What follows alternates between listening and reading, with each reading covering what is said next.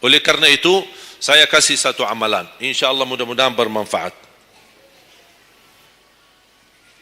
Sedekah subuh. Sedekah subuh, kenapa saya berkata sedekah subuh? Bukan berarti tidak boleh sedekah di waktu yang lain.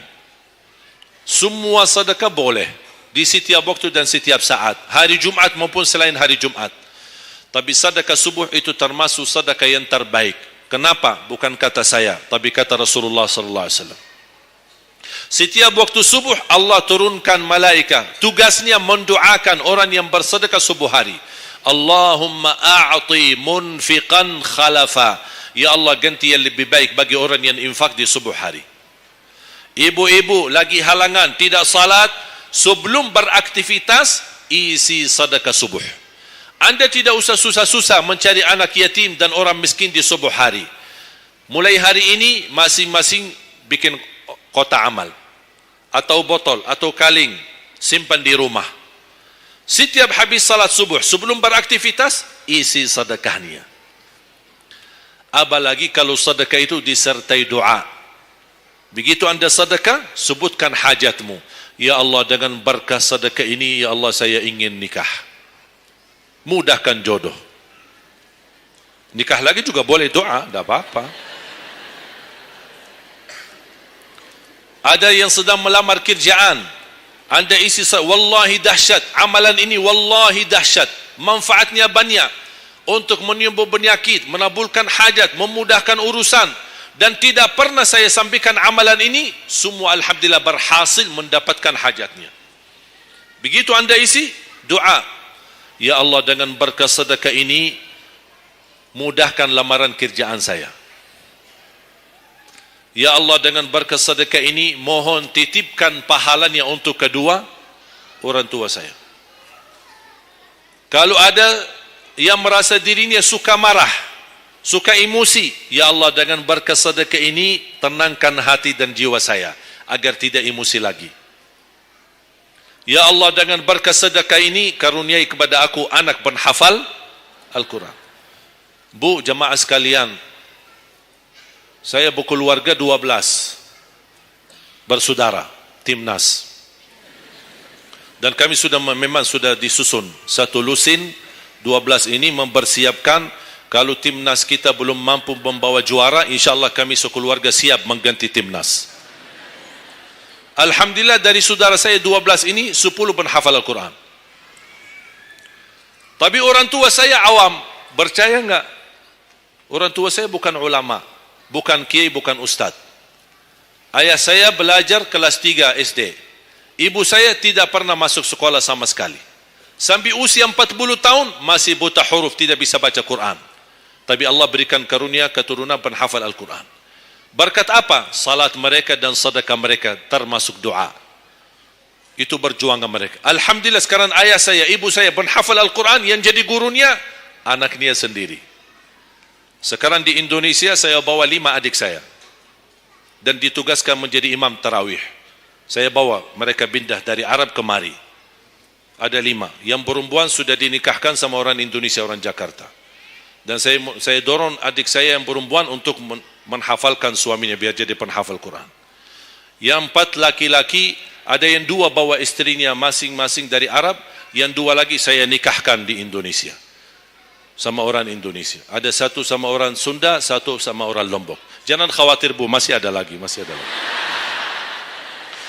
Bahkan saya dorong adik-adik saya semua wajib nikah 4. Masing-masing 4 istri. Kenapa? Supaya banyak keturunan. Kalau bisa setiap satu istri 12, satu lusin. Masya Allah, luar biasa. Mengapa? Karena kita punya perjuangan yang masih panjang.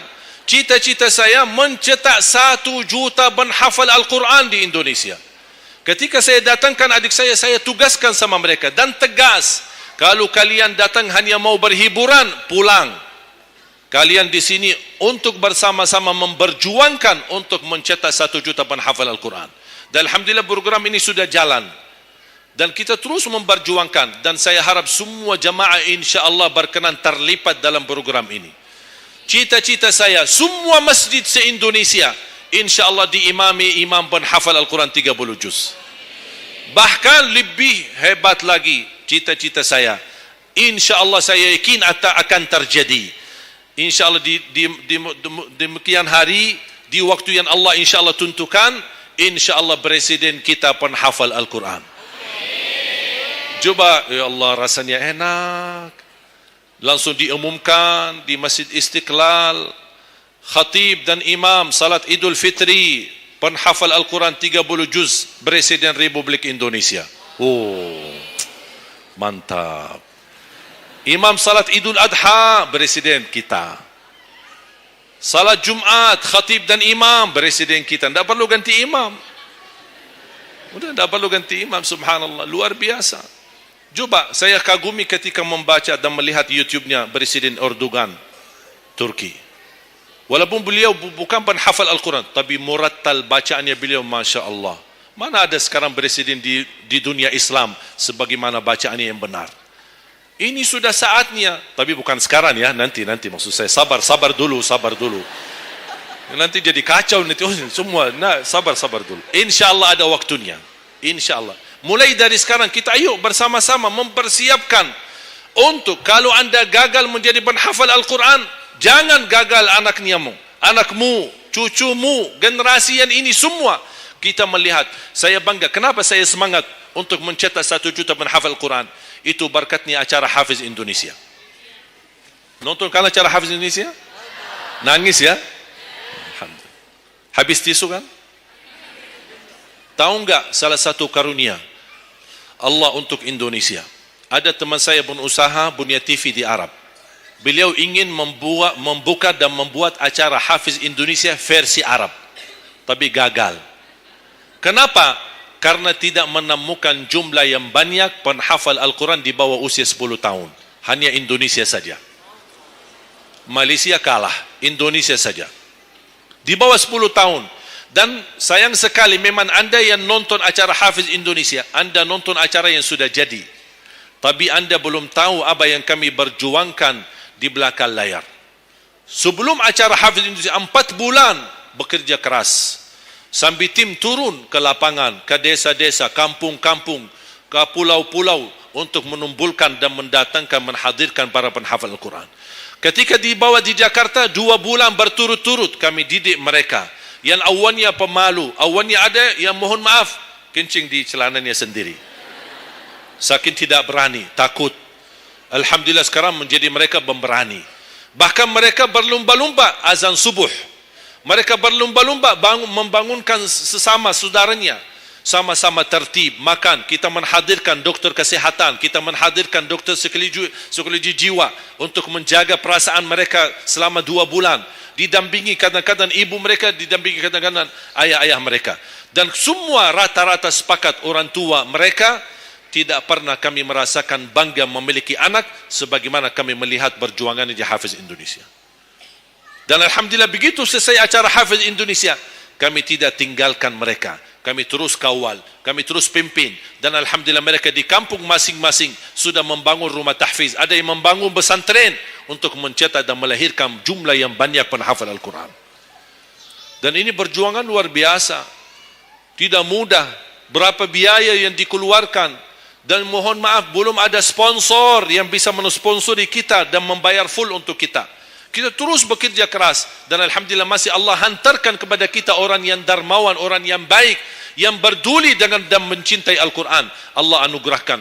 Wallahi menurut saya, saat ini, zaman ini, sedekah yang terbaik dan yang termulia, semua apapun yang terkait dengan Al-Quran, itulah yang termulia.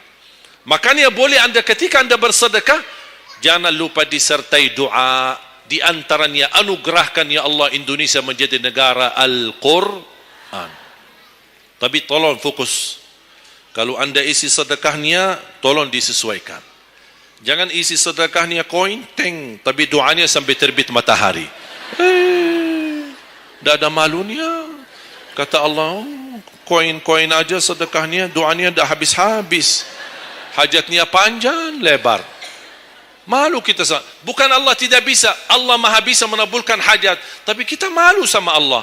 Kok cuma bikin ya Allah, ya Allah, ya Allah, panjang. Fokus. Kalau usulan saya, 1 sedekah, 1 hajat. satu sedekah, satu hajat. Dan insyaAllah akan anda melihat manfaatnya. Mudah-mudahan semua yang hadir insyaAllah menjadi keluarga besar 1 juta penghafal Al-Quran. 1 juta mencetak penghafal Al-Quran. 1 juta keluarga Al-Quran yang insyaAllah akan membangun generasi baru yang membawa Indonesia menjadi baldatun tayyibatun wa rabbun ghafur, dan di masa yang akan datang insyaAllah Indonesia menjadi lebih baik. Amin ya rabbal alamin. Barakallahu fikum. Terima kasih, semoga bermanfaat. Kurang lebihnya mohon maaf. Mungkin ada panitia ingin menyampaikan selanjutnya. Wallahu a'lam. Subhanakallahumma bihamdik, asyhadu an la ilaha illa anta, astaghfiruka wa atubu ilaik. Wassalamu alaikum warahmatullahi wabarakatuh.